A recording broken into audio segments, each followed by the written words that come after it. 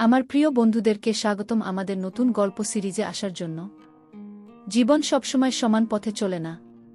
কখনো হঠাৎ ঝড় আসে, কখনো হারিয়ে যায় প্রিয়জন, কিন্তু তারপরেও হৃদয়ের ভেতর একটা আলো লুকিয়ে থাকে।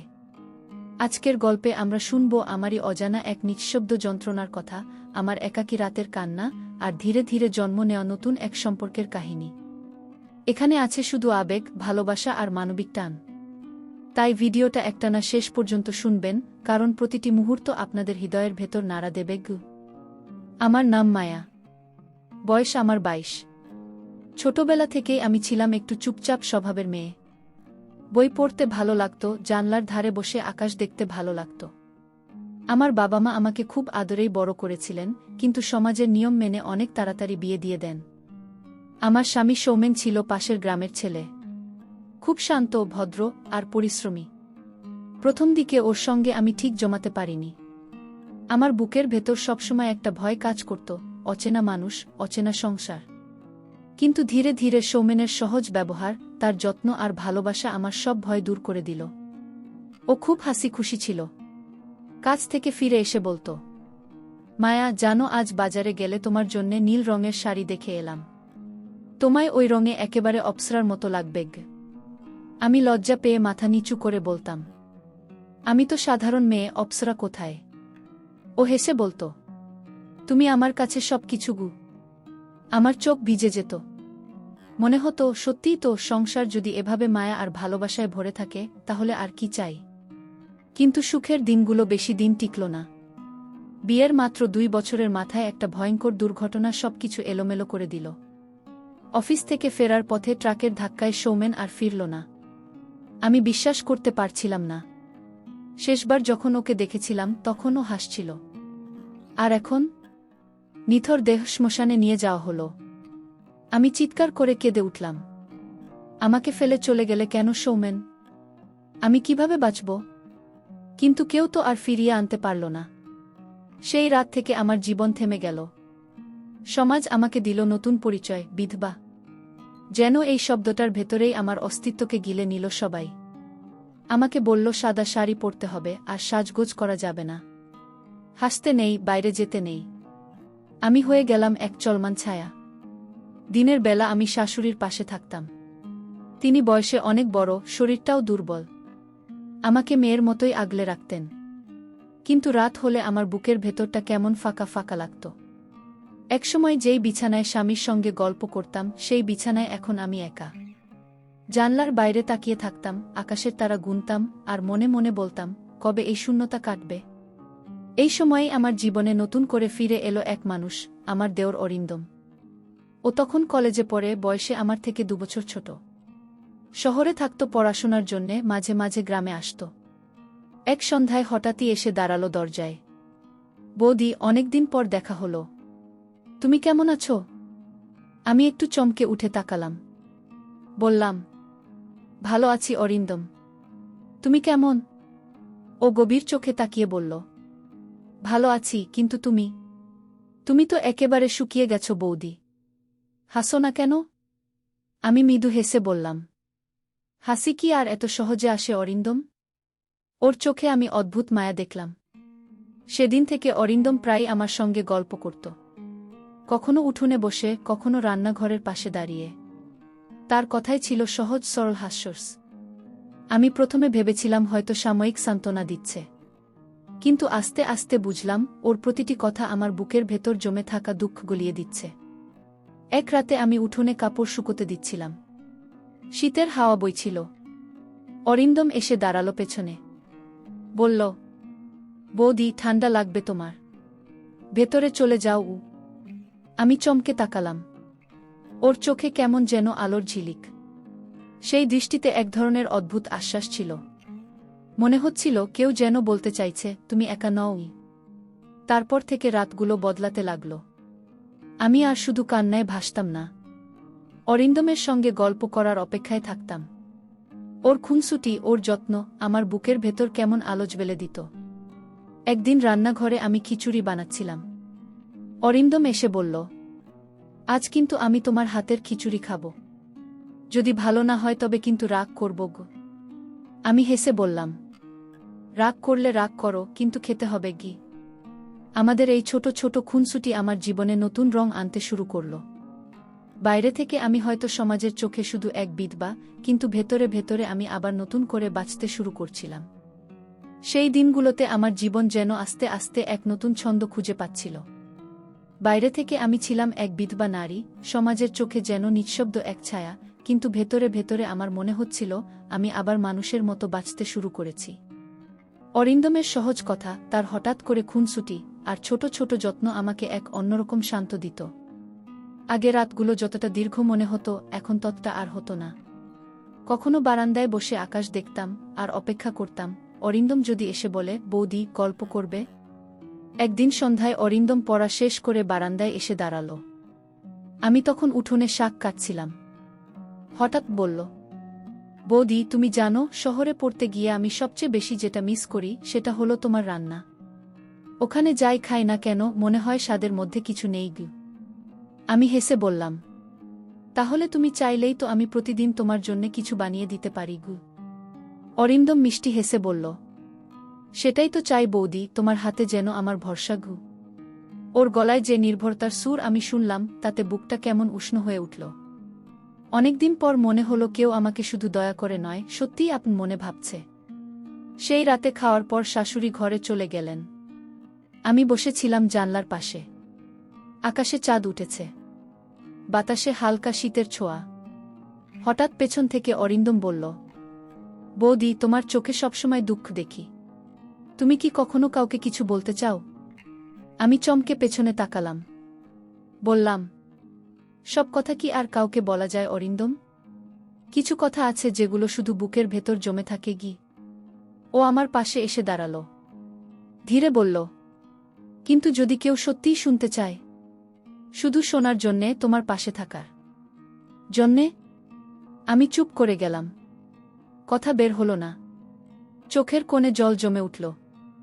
অরিন্দম সেটা দেখে একটু ঘাবড়ে গেল, কিন্তু তারপর খুব নরম গলায় বলল, বৌদি, আমি আছি, তুমি একা নও।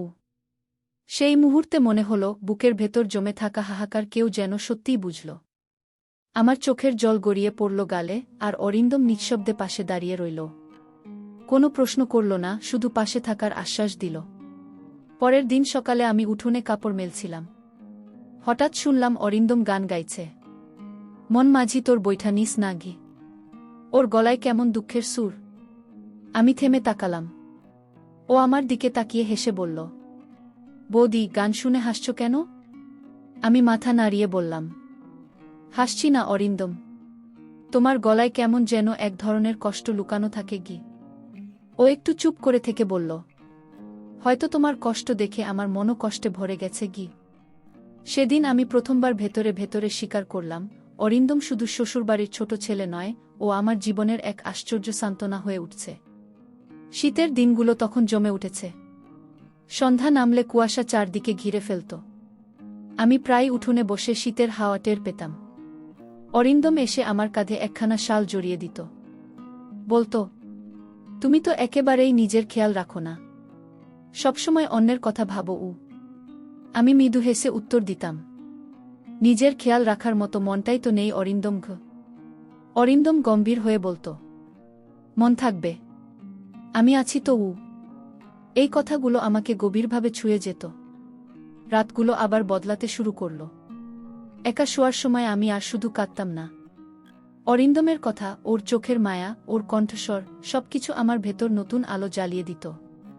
একদিন শাশুড়ি হঠাৎ আমাকে বললেন, মায়া, অরিন্দম তো এখন বড় হচ্ছে, ওকে একটু বুঝিয়ে সুঝিয়ে চলতে হবে।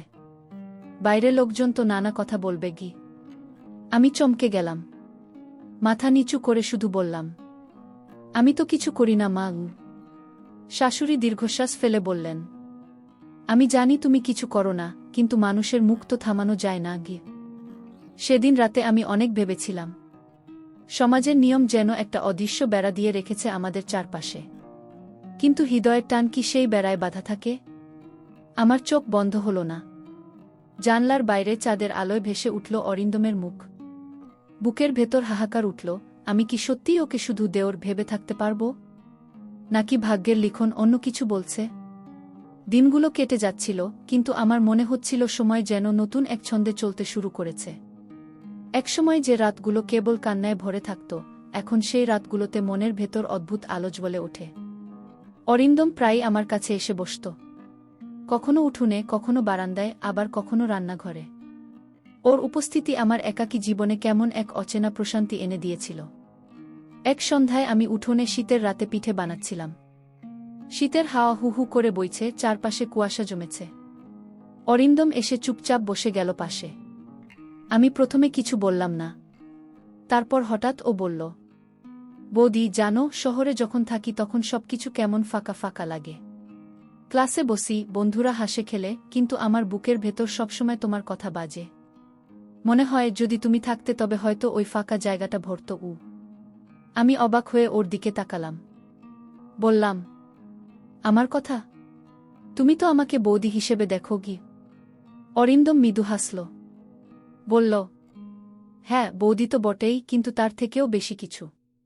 তুমি আমার কাছে ভরসা। তুমি আছো বলেই আমার সব শূন্যতা ভরে যায়। ওর কথায় বুকটা কেঁপে উঠল। আমি চুপ করে আগুনে ভাজা পিঠে উল্টাতে লাগলাম।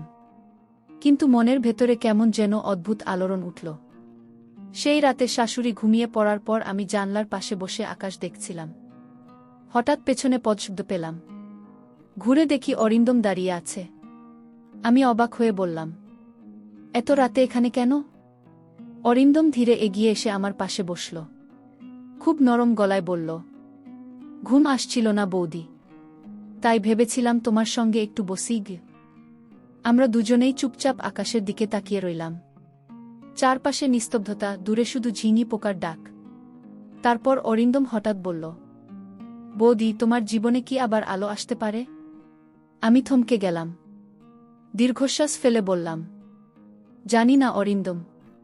সমাজ তো আমাকে শুধু বিধবা হিসেবেই দেখে। আমার হাসি, আমার স্বপ্ন, সবকিছু যেন বন্ধ হয়ে গেছে গি। অরিন্দম ধীরে বলল, সমাজ কি তোমার হৃদয়ের কথা বোঝে? তোমার চোখে যখন কান্না আসে তখন সমাজ এসে তা মুছে দেয়? আমি কোনো উত্তর দিলাম না। বুকের ভেতর কেমন কাঁপন উঠল। মনে হলো সত্যিই তো, সমাজ শুধু নিয়ম দেয়, কিন্তু বুকের ভেতরের শূন্যতা কেউ বোঝে না। কিছুক্ষণ পর অরিন্দম আস্তে আস্তে আমার হাতের কাছে হাত রাখল। আমি চমকে তাকালাম, কিন্তু ও চোখ নামাল না, বরং ফিসফিস করে বলল, তুমি একা নও বৌদি, আমি আছি। আমার বুক কেঁপে উঠল। এতদিন ধরে যে শূন্যতায় ডুবেছিলাম, সেই শূন্যতায় হঠাৎ যেন উষ্ণতা ভেসে এলো। আমি কিছু বললাম না, কিন্তু হাত সরালামও না। সেই নীরব মুহূর্তে আমাদের ভেতরকার টান যেন আরও দৃঢ় হয়ে উঠল। এরপর থেকে আমাদের সম্পর্কের ভেতরে এক অদ্ভুত নীরবতা তৈরি হল। আমরা কেউই মুখে কিছু বলতাম না, কিন্তু চোখের দৃষ্টিতে, ছোট ছোট কাজে সেই টান স্পষ্ট হয়ে উঠত। একদিন দুপুরে শাশুড়ি ঘুমিয়ে পড়েছিলেন। আমি রান্নাঘরে ডাল বসাচ্ছিলাম। অরিন্দম এসে দাঁড়ালো দরজায়। বলল, বৌদি, আমি কি তোমাকে একটা কথা জিজ্ঞেস করতে পারি? আমি বললাম, কি কথা? ও একটু থেমে বলল, তুমি কি আবার কোনোদিন সুখী হতে চাও? প্রশ্নটা শুনে আমার বুকের ভেতর ধক করে উঠল। এত সহজে এই প্রশ্নের উত্তর দেওয়া যায় না। আমি চোখ নামিয়ে ধীরে বললাম, সুখী হওয়ার ইচ্ছে তো কারো মরে যায় না অরিন্দম, কিন্তু সেই ইচ্ছে পূর্ণ করার সাহস কজনের থাকে? অরিন্দম গভীর দৃষ্টিতে আমার দিকে তাকিয়ে রইল। বলল, যদি আমি বলি আমি চাই তোমাকে আবার সুখী করতে? আমার বুক কেঁপে উঠল। আমি কিছুই বলতে পারলাম না। শুধু চোখে জল এসে ভিজে গেল গাল। সেদিন থেকে আমি বুঝলাম, আমাদের সম্পর্কটা আর শুধু দেওর বৌদির সীমায় আটকে নেই। এর ভেতরে জন্ম নিচ্ছে এক গভীর আবেগ, এক অদ্ভুত বন্ধন, যেটাকে হয়তো ভাষায় প্রকাশ করা যায় না। কিন্তু একই সঙ্গে বুকের ভেতরে ভয়ও জমে উঠল। সমাজ কি এই সম্পর্ক মেনে নেবে? যদি কেউ দেখে ফেলে? যদি শাশুড়ি কিছু আঁচ করতে পারেন? রাতগুলো আবার অস্থির হতে শুরু করল। আমি জানলার পাশে বসে আকাশ দেখতাম, মনে মনে ভাবতাম, আমার কি সত্যিই অধিকার আছে আবার নতুন আলো খোঁজার? অরিন্দমের হাসি, তার মায়া, তার যত্ন, সবকিছু আমার হৃদয়ের ভেতর নতুন কুড়ির মতো ফুটে উঠছিল। কিন্তু একই সঙ্গে মনে হচ্ছিল, এই কুড়িকে সমাজ কি মারিয়ে ফেলবে না? শীতের দিন তখন শেষের পথে। বসন্তের হাওয়া ধীরে ধীরে গ্রামে ঢুকছে। আম গাছে মুকুল এসেছে, বাতাসে নতুন ঘ্রাণ। অথচ আমার ভেতরটা ছিল উল্টো, শান্ত হতে চেয়েও যেন অস্থিরতায় ভরে যাচ্ছিল। অরিন্দম দিন দিন আরও খোলামেলা হয়ে উঠছিল আমার সঙ্গে। কখনো গান গাইত, কখনো গল্প করত, আবার কখনো নিঃশব্দে পাশে বসে থাকত। ওর উপস্থিতি যেন আমার প্রতিদিনের প্রয়োজন হয়ে দাঁড়াল। কিন্তু সমাজের বেড়া আমাকে সবসময় মনে করিয়ে দিত আমি শুধু একজন বিধবা। একদিন দুপুরে আমি উঠোনে ধান শুকাচ্ছিলাম। অরিন্দম এসে দাঁড়াল। কারো চোখ যাতে না পড়ে তাই আমি একটু কঠিন গলায় বললাম, এখানে দাঁড়িয়েও না অরিন্দম, কেউ দেখে ফেললে মাকে কি বলবে? ও হেসে বলল, তাহলে কি আমি তোমার সঙ্গে আর দাঁড়াতে পারব না? মানুষ দেখলেই কি আমাদের সম্পর্ক বদলে যাবে? আমি মাথা নিচু করে বললাম, সমাজের নিয়ম এত সহজ নয়। তারা যা দেখে তার মানে নিজের মতো করে নেয়। অরিন্দম গম্ভীর হয়ে গেল। ধীরে বলল, তাহলে তুমি কি শুধু সমাজের ভয়ে নিজের হৃদয়কে চেপে রাখবে বৌদি? তোমার চোখে যে আমি কষ্ট দেখি সেটা কি সমাজের কেউ দেখে? আমি কোনো উত্তর দিতে পারলাম না, শুধু বুকের ভেতর ধকধক করতে লাগল। সেই রাতে শাশুড়ি ঘুমিয়ে পড়ার পর আমি উঠোনে বসেছিলাম। চাঁদের আলোয় উঠোন ভেসে গেছে। অরিন্দম এসে ধীরে বলল, বৌদি, আমি তোমার চোখে এমন এক আকাঙ্ক্ষা দেখি যেটা তুমি মুখে বলতে পারো না গি। আমি চমকে উঠলাম। বললাম, কোনো কথা বলো না অরিন্দম, এসব কথা বাইরে গেলে বিপদ হবে গু। ও আমার চোখের দিকে তাকিয়ে বলল, বিপদ হলেও হোক, আমি শুধু চাই তুমি আবার বাঁচো। আমি চাই তোমার মুখে আবার হাসি ফুটুক গু। আমার চোখ ভিজে উঠল। ধীরে বললাম, তুমি বুঝতে পারছো না অরিন্দম, আমি চাইলে ওসব সহজে সম্ভব নয়। সমাজ আমাকে থামিয়ে দেবে, মা হয়তো আমাকে দোষী ভাববেন গু। অরিন্দম ধীরে মাথা নেড়ে বলল, আমি ভয় পাই না। আমি শুধু জানি তোমার জীবনে আলো আসা উচিত, আর আমি সেই আলো হতে চাই। ওর কথাগুলো বুকের গভীরে কাঁপন তুলল। আমি ওর দিকে তাকিয়ে রইলাম, চোখে দুঃখ, ভয়, আবার এক অদ্ভুত আকর্ষণ। দিন কেটে যাচ্ছিল। আমাদের ভেতরের টান দিন দিন আরও বাড়ছিল। কিন্তু চারপাশে সবসময় এক অদৃশ্য ভয়ের ছায়া ঘুরে বেড়াচ্ছিল। একদিন গ্রামের এক মহিলা এসে শাশুড়িকে বলল, তোমার ছোট ছেলের সঙ্গে বৌমাকে বারবার উঠোনে বারান্দায় দেখা যায়। মানুষ নানা কথা বলছে গি। শাশুড়ি প্রথমে কিছু বললেন না, কিন্তু রাতে আমাকে ডাকলেন। চোখে চিন্তার ছাপ। বললেন, মায়া, আমি জানি তুমি দোষী নও, তবুও সমাজের কথা খুব ভয়ঙ্কর। তুমি একটু সাবধানে থেকো। অরিন্দমেরও মাথায় রাখতে হবে গু। আমি মাথা নিচু করে শুধু বললাম, হ্যাঁ মা গু। কিন্তু সেই রাতে আমি কেঁদে ফেললাম। বুকের ভেতর হাহাকার জমে উঠল। আমি চাইছিলাম শান্তি, চাইছিলাম একটু আপনজনের সান্নিধ্য, অথচ সমাজ আমাকে শ্বাস নিতে দিচ্ছিল না। অরিন্দম আমার কষ্ট টের পেল। নিঃশব্দে এসে বলল, বৌদি, কেঁদো না। তুমি যদি কাঁদো তবে আমারও সব ভেঙে যায়। আমি আছি, তুমি একা নও। আমি চোখের জল মুছে ফিসফিস করে বললাম, অরিন্দম, আমরা যদি সত্যিই একসঙ্গে হাঁটতে চাই তবে আমাদের বিরুদ্ধে কত বাধা আসবে জানো? অরিন্দম চোখে আমার দিকে তাকিয়ে বলল, বাধা আসুক, আমি লড়ব। শুধু তুমি বলো, তুমি কি আমাকে তোমার জীবনে চাও? আমি কিছু বললাম না, শুধু চোখ নামালাম। কিন্তু নীরবতার ভেতরেই হয়তো সব উত্তর ছিল। সেই রাতেই বুঝলাম, আমাদের গল্প আর পিছনে ফেরার নয়। সামনে যতই ঝড় আসুক, অরিন্দম আর আমার হৃদয় ইতিমধ্যেই একে অপরের সঙ্গে জড়িয়ে গেছে। ফাল্গুন মাসের হাওয়া তখন গ্রাম জুড়ে। গাছে গাছে শিমুলপলাশ ফুল ফুটে উঠেছে, বাতাসে নতুন জীবনের গন্ধ। অথচ আমার জীবনে যেন এক অদ্ভুত ঝড় বইছে। অরিন্দমের সঙ্গে আমার নীরব সম্পর্কটা ক্রমশ স্পষ্ট হয়ে উঠছিল। চোখের দৃষ্টি, ছোট ছোট যত্ন, নিঃশব্দে পাশে থাকা, সব মিলিয়ে আমরা একে অপরের ভরসা হয়ে গিয়েছিলাম। কিন্তু চারপাশের মানুষ টের পেতে শুরু করল। একদিন বাজার থেকে ফিরছিলাম। হঠাৎ দুজন গ্রামবাসী ফিসফিস করে বলল, বিধবা মায়া বৌদি আর শ্বশুরবাড়ির ছোট ছেলেটা নাকি অনেক কাছে এসেছে গি। অন্যজন বলল, এইসব ভালো নয়, সমাজে কেলেঙ্কারি হবে গু।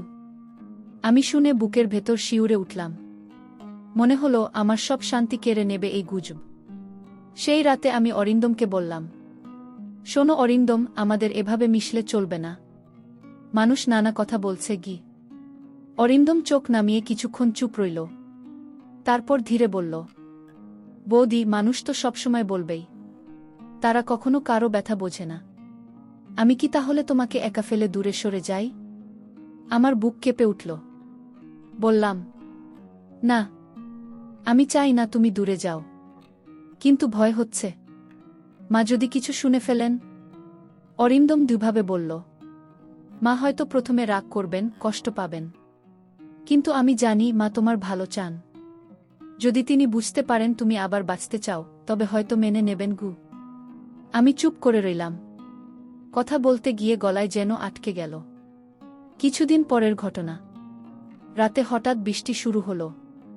আমি উঠোনে শুকোতে দেওয়া ধানডাল সরাতে বেরোলাম। পা পিছলে পড়ে গেলাম কাদায়। অরিন্দম দৌড়ে এসে আমাকে উঠালো। ভিজে কাঁপতে থাকা আমাকে আঁকড়ে ধরে বলল, তুমি যদি একটু আঘাত পাও, আমার বুকের ভেতর যেন আগুন লাগে গু। আমি ওর চোখের দিকে তাকালাম। সেই চোখে শুধু একটাই কথা লেখা ছিল, অসীম টান, ভালোবাসা আর আমার প্রতি ভরসা। কিন্তু তখনই দরজার কাছে দাঁড়িয়ে ছিলেন শাশুড়ি। তিনি কিছু বলেননি, শুধু দীর্ঘশ্বাস ফেলে ঘরে ঢুকে গেলেন। আমার বুক কেঁপে উঠল। মনে হলো সব শেষ হয়ে যাবে। সেই রাতে শাশুড়ি আমাকে ডাকলেন। শান্ত গলায় বললেন, মায়া, তুমি আমার ছেলের ঘরে এসেছিলে বউ হয়ে। আমি জানি তোমার জীবন কেমন কঠিন হয়ে গেছে, কিন্তু আজ আমি এমন কিছু দেখলাম যা আমাকে ভাবাচ্ছে গি। আমি কাঁপা গলায় বললাম, মা, আমি দোষী নই, আমি শুধু একা হয়ে গেছি।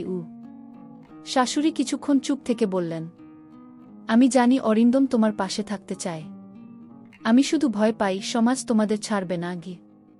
আমি কেঁদে ফেললাম। বললাম, মা, আমি আর একা থাকতে পারি না গি। শাশুড়ির চোখ ভিজে উঠল। তিনি শুধু বললেন, আমি ভাবব মায়া, সমাজের ভয়ে মেয়েদের জীবন এতদিন পাথরের মতো বেঁধে রাখা হয়েছে, কিন্তু এবার হয়তো কিছু বদলানোর সময় এসেছে গু। সেই মুহূর্তে মনে হলো আশার আলো একটু হলেও জ্বলল। অরিন্দম পরদিন সকালে আমার দিকে তাকিয়ে হাসল। বলল, দেখেছ বৌদি, ধীরে ধীরে পথ খুলছে, তুমি শুধু ভরসা রেখো গু। আমি মৃদু হেসে বললাম, ভরসা আছে অরিন্দম, শুধু ভয় যেন আমাদের ছায়ার মতো তাড়া করে কি। অরিন্দম আমার হাত ধরে বলল, ভয় নয়, এবার সাহস আমাদের সঙ্গে থাকবে গি। আমার চোখ ভিজে উঠল, কিন্তু মনে হলো সত্যি আলো আসছে। গ্রামে তখন চৈত্র মাস। খরা, গরম আর হাওয়ার ঝাপটা সবকিছু মানুষকে ক্লান্ত করে তুলছিল। অথচ আমার ভেতরে যেন আরও বড় এক ঝড় বইছিল। শাশুড়ি আমাদের নীরব টানটা টের পেয়েছিলেন। তিনি মুখে কিছু বলেননি, কিন্তু তার চোখের চিন্তা লুকোনো যাচ্ছিল না। একদিন গ্রামের কয়েকজন প্রবীণ লোক এসে শাশুড়িকে বলল, তোমার ছোট ছেলে আর বৌমাকে নিয়ে অনেক কথা উঠছে, সমাজ তো চুপ করে থাকবে না গি। শাশুড়ি শান্ত গলায় বললেন, মানুষের কথা থামানো যায় না, তবে আমি জানি আমার ছেলে মেয়ে দোষী নয় গি। লোকেরা তবু চাপ দিল, এই সম্পর্ক মানা যায় না। বিধবা বৌমা আবার নতুন করে সংসার করবে, তাও শ্বশুরবাড়ির ছেলের সঙ্গে, সমাজে অপমান হবে গু। আমি ভেতরে বসে সব শুনছিলাম। বুকের ভেতর কাঁপন উঠছিল। মনে হচ্ছিল সব শেষ হয়ে যাবে। সেই রাতে আমি অরিন্দমকে বললাম, আমরা কি সত্যিই ভুল করছি? সবাই আমাদের বিরুদ্ধে গু। অরিন্দম আমার হাত ধরে দুই গলায় বলল, ভুল নয় বৌদি, আমরা শুধু বাঁচতে চাই। সমাজ যদি আমাদের বিরুদ্ধে যায় তবে আমরা লড়ব। আমি ভয় পাই না গু। আমার চোখ ভিজে উঠল, কিন্তু মনে হলো ওর কথায় আগুন আছে, সাহস আছে। কিছুদিন পর গ্রামে দোল উৎসব হল। সবাই রং খেলছিল। আমি জানতাম বিধবা হয়ে আমি এসব খেলায় মিশতে পারি না। এক কোণে দাঁড়িয়েছিলাম। হঠাৎ অরিন্দম এসে আমাকে একটু রং ছুঁয়ে দিল। চারপাশ থমকে গেল। অনেকেই ফিসফিস করে বলল, বিধবার গায়ে রং, এটা তো নিয়ম ভাঙাগু। কিন্তু অরিন্দম সবার সামনে বলল, আজ থেকে নিয়ম ভাঙবেই। মায়া বৌদি আর বিধবা নয়, ও একজন মানুষ, ওরও আনন্দ পাওয়ার অধিকার আছে গি। সেই কথায় চারপাশে গুঞ্জন উঠল। কেউ বিরক্ত হল, কেউ চুপ করে গেল। শাশুড়ি তখন এগিয়ে এলেন।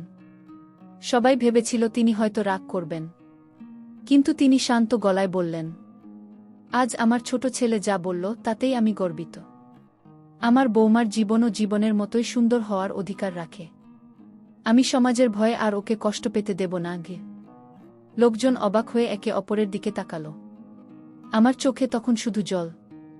আমি কাপা গলায় বললাম, মা ই। শাশুড়ি আমাকে বুকে টেনে নিলেন। বললেন, মায়া, এবার তুমি আবার নতুন করে বাঁচবে। আমি তোমাদের সঙ্গে আছি গু। অরিন্দম এগিয়ে এসে আমার হাত ধরল। আমাদের চোখে তখন ভয় ছিল না, ছিল শুধু আলো। সমাজ একদিন হয়তো মেনে নেবে, হয়তো না। কিন্তু সেদিন আমরা বুঝলাম, প্রকৃত ভালোবাসা শুধু দুজনের নয়, পুরো পরিবারকে বদলে দিতে পারে। চাঁদের আলোয় উঠোন ভেসে যাচ্ছিল।